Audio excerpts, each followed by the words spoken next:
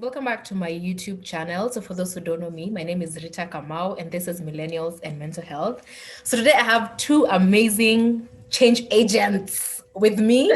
So I want you guys to just introduce yourself briefly and let us get familiar with you.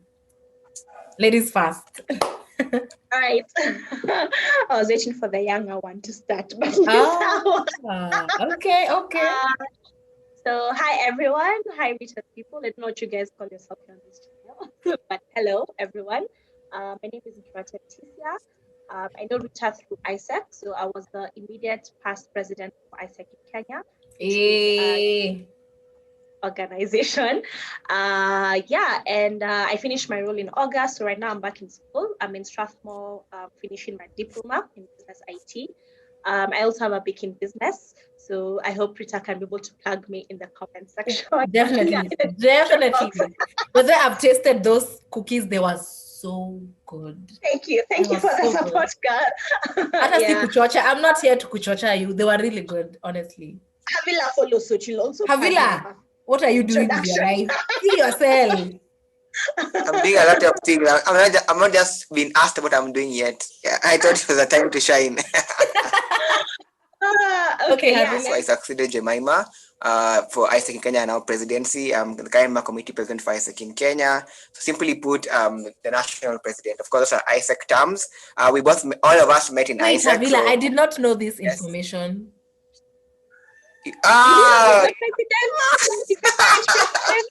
Guys, I'm going to buy cookies from you. I'm going to buy cookies from you and send them to Havillah. For real, I didn't know. Wow. Havillah, okay. So I guess fun fact. I'm not big on announcing things. I think just people around like the AIESEC space know. Actually, I know many people in AIESEC in JKUAT. Before last year, I don't even know I was president. True. So it's not something I've said. Yeah. I'm not such an out there person. Very, very private. Gosh, congratulations.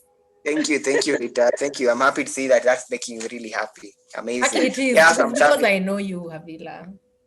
Thank you. Thank you. Wow. Thank you. God. Yeah. Rita was one of our very good members. Remember, we had so many moments together in like the AIESEC experience. Yeah. So I guess that's one of the things that I do actively. Also going into online writing right now. So I've been actively thinking actually about starting a blog. So I read a lot of books. So I'm at that point in my life where I'm like, I need to start sharing my knowledge. So I've been doing research for about now 2 months, just understanding like search engine optimization, how to write articles for them to like rank well on Google. Something else I'm doing on the side. Starting I'm doing also, I ran a company. So I started a company with some of friends of mine that we finished school with. About now it's 2 years ago, actually. It's 2 years old, but it's been a hard year for us because of COVID. But otherwise, it's actually been a good experience for me. So I'm doing so many different things in my life. Yeah. So I think it's just like literally now the central and core part that makes me want to go after every other thing. Yeah. I think so that's that me in is a the nutshell. influence. That's the biggest influence AIESEC had on me as well. Like I was just like, I was just hungry all of a sudden. Yeah. So today we are going to be speaking on planning and perspective. And I think from how like us, we've just had to plan ourselves to just sit down and do this YouTube video. Shows how much planning goes into literally anything.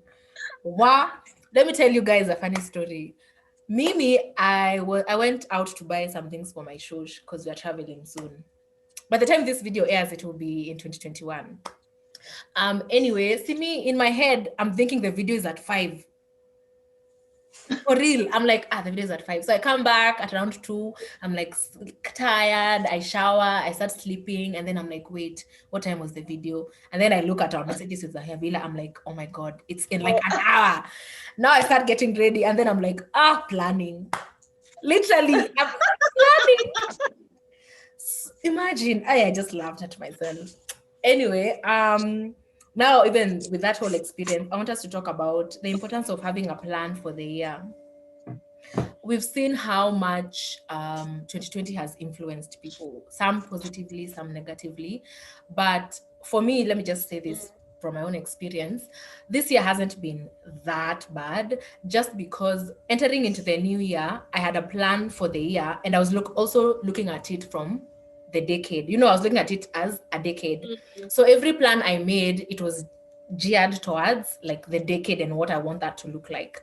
So I'd like you guys to tell us, what do you think is the importance of having a plan? So I guess the importance of having a plan, I think, generally speaking, I think it gives you a lot of clarity.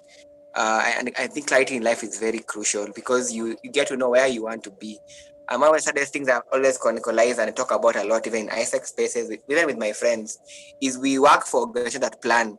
If you think about it, the government of Kenya plans for what it wants to do this year. It has a 5-year mission, etc. Your company has a plan, but then you don't have a plan for yourself. I usually find that one of the biggest gaps in life. People work for things that plan themselves out. You actually sit in a planning committee for your company, but you don't plan for yourself. So I usually find that very disorderly and actually not giving you are at the mercy of other things. So things will happen around you so much, and you're like, was this really what I wanted? So I think the big one I'll go for is clarity, clarifying your objectives, knowing what you want, and across all areas of your life. So just having a clear picture, show up for my family, etc, etc, etc. Yeah. So in a nutshell, that's what I'll say. It gives you clarity. Yeah.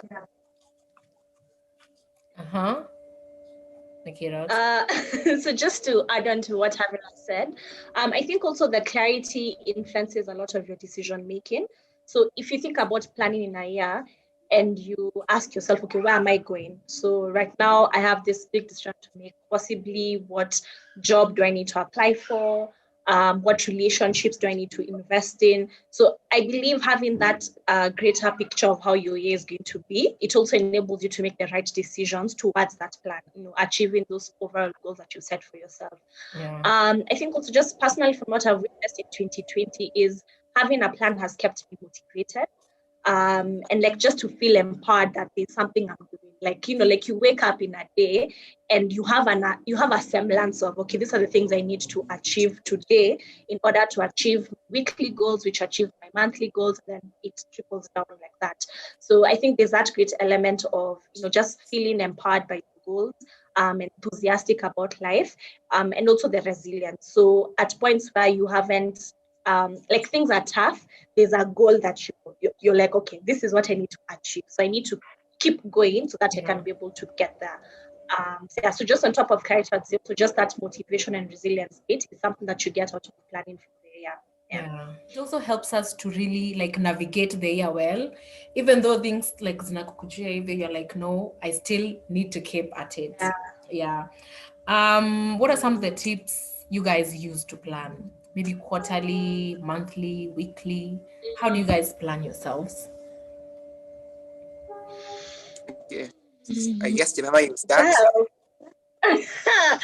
Me, I'm a chronic planner. Because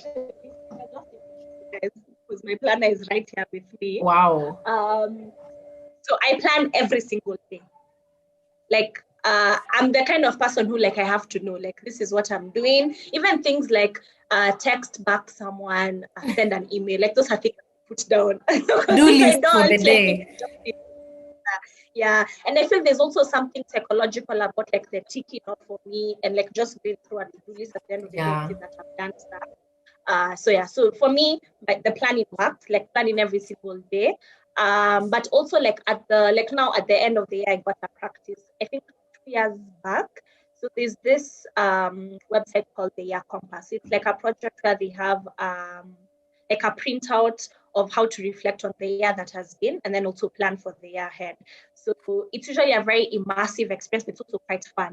You're just able to go through different aspects of the year, look back, and then I'll be able to be grounded and understand what you want for the next year. So that's something that I'm also looking forward to do this year.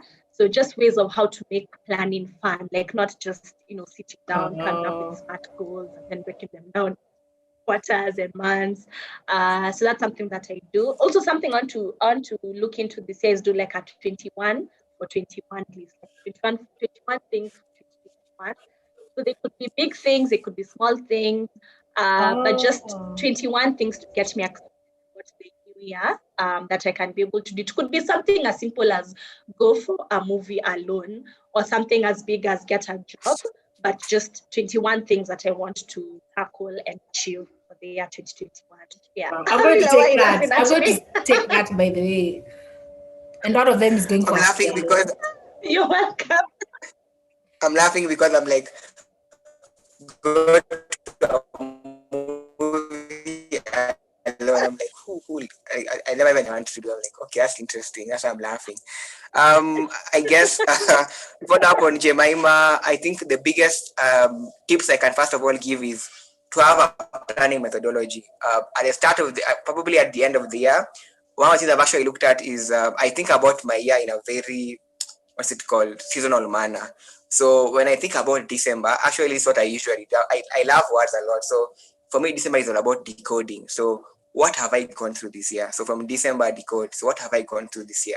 What has happened to me? In fact, I'm really excited right now because we're planning to close work tomorrow, that's 20th of December. So from the 20th all the way to the 5th of January, all I'm doing is reflecting. So I usually have a very precise reflecting experience. One of the things I do is I read my favorite book. So there's a book I've been reading. Literally, I read it every other week. But now, at the end of the year, I read the book again because that book has been one of my most inspirational tools because it gives me so much insight. So, yeah, the book is called 7 Habits of Highly Effective People. So I always find myself after a year, because I've matured, I've had new experiences, I get more depth. It's like the book gets richer. I feel the same content. So it's very, very interesting. So that's something I do. I read a book and then I reflect upon my year. So there's a tool I found out. The same way Jemima uses the year's compass. There's a tool that I went through a space done by Mind Valley called Life Book. It's called Life Book, and you plan your life around 12 areas. So it's very, very holistic. That's the first thing I realized. Because you plan your life around things like your character. So you ask yourself, if I struggle with patience, if I struggle with anger, if I struggle with being detailed, or whatever character that you struggle with, you ask yourself this year, what character angle do I want to go towards? How do I want to grow in my character? Remember, again, many of us, when you're doing planning, we might have business goals, health goals, physicality goals, but we rarely speak about things like character goals. Who do I want to be better at? As a person this year, my character. So I really like that. If you talk about, just quickly remember it, each of them, it has things like your character, your intellectual life. It has things like your career, your friendships, your relationship. It has things like, yeah, again, your parenting. In case you are a parent or you're someone else's child, how are you learning from that parenting experience? What am I forgetting? It has things like your quality of life. So things like, what kind of things do I want to experience this year? Do I want to go on holiday? Do I want to have a vacation here? Do I want to have a therapeutic experience in Naivasha? So think about quality of life, the kinds of food you want, the kinds of clothes you want to have. So it's very holistic. So I think I'll advise have a planning methodology. Of course, look out there. There are people who ask you to plan a lot other areas that you normally tend to think about. So even your financial life, how do you want to save, etc. So it's very holistic. So it's 12 dimensions. And I think probably I can post this space. I can give you the description of all those things. So probably you can put them in your description.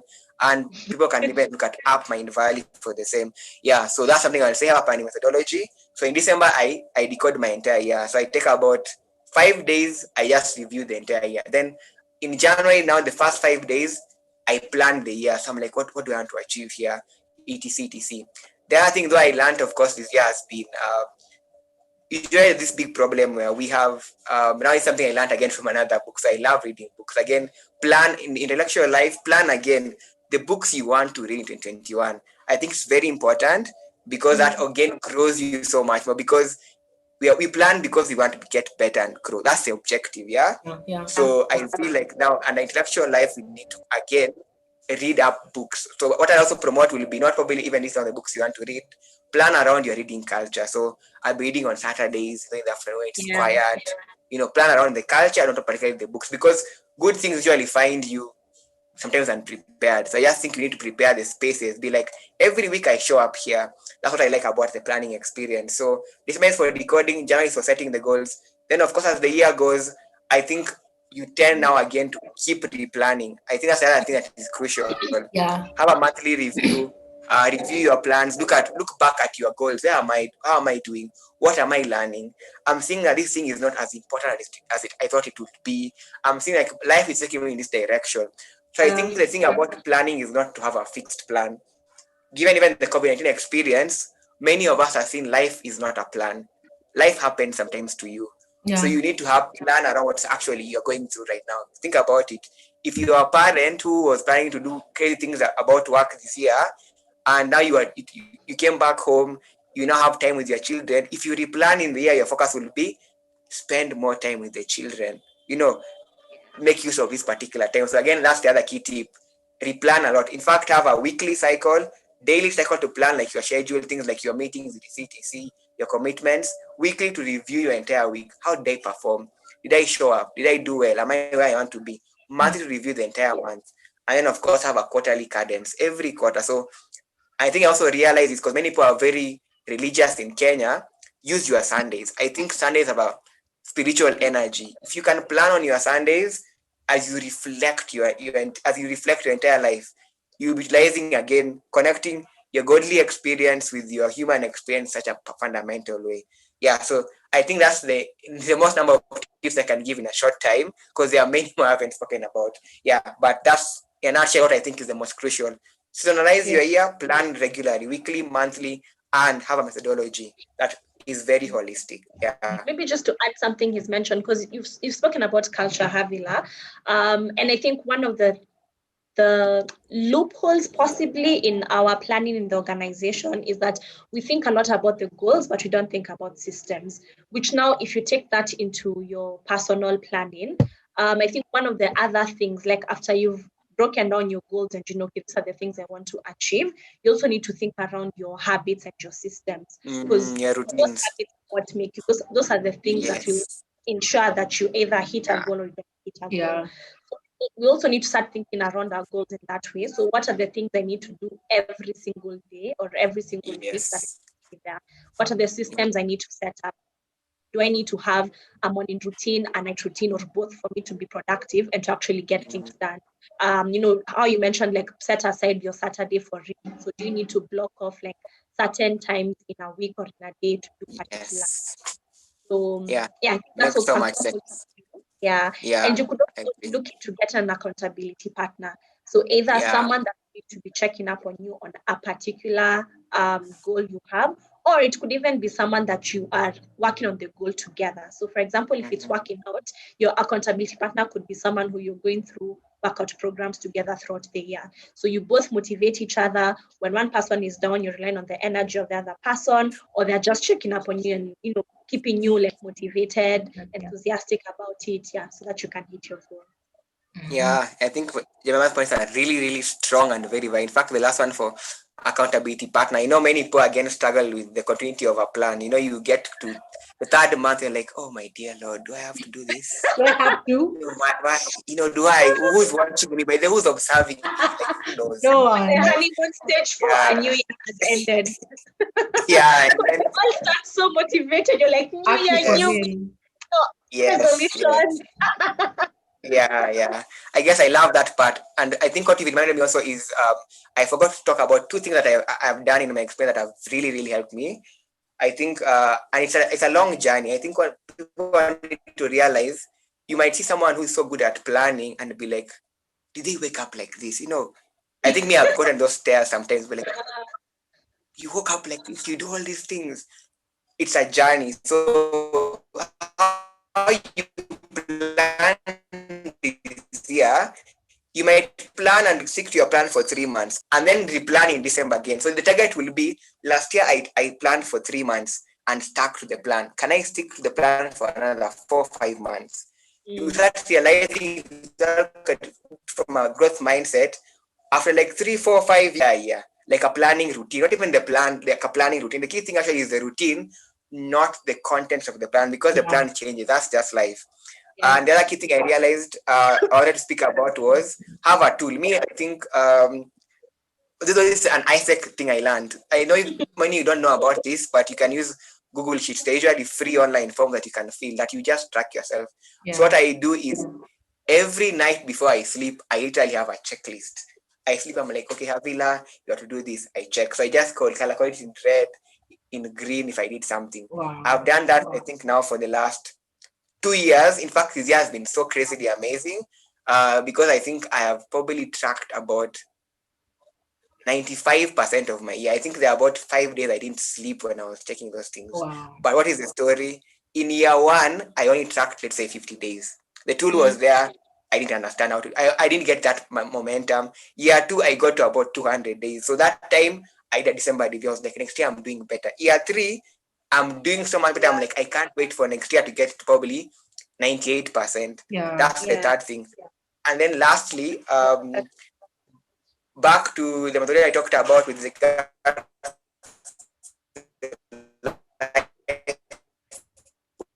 I think you can also have like design a very simple, I call it a manifest. That like, let's say if I look at my character and there's something I want to be this year. So I usually curate like is it like it's not a poem? It's like something that I read. So when I'm reviewing my night before I sleep and I check what I want to be. So I want to be in my corporate life, in my career life. So I just look at all those sections and design a very well coherent like writing that every night and every morning when I wake up, I connect to what I want to be. And that is very crucial. Yeah, it's very crucial. Wow. Because you sleep thinking about your dreams and you wake up thinking about your dreams. So what happens subconsciously, your mind is like, oh, Havillah, this is what we want. Subconsciously, this is what we want to go to. So You'll actually find yourself. Yeah, it's like a vision board. Yeah. So me, I'm good with words. I love words. So I just read it to myself before I sleep and I wake. Yeah. Wow. I think what I've grasped the most was planning on what characters you want to work on. Because we don't do that. Most of us don't. Yeah. So maybe this year you wanted to be a bit more patient, you wanted to be a bit more loving. Actually, Nicoletta, you know how this is S. She was saying how she usually has like a word for the year. Oh yeah, even better. Yeah, I also started doing that and I was like, but it's working. It's good. So it's now I broke down mine.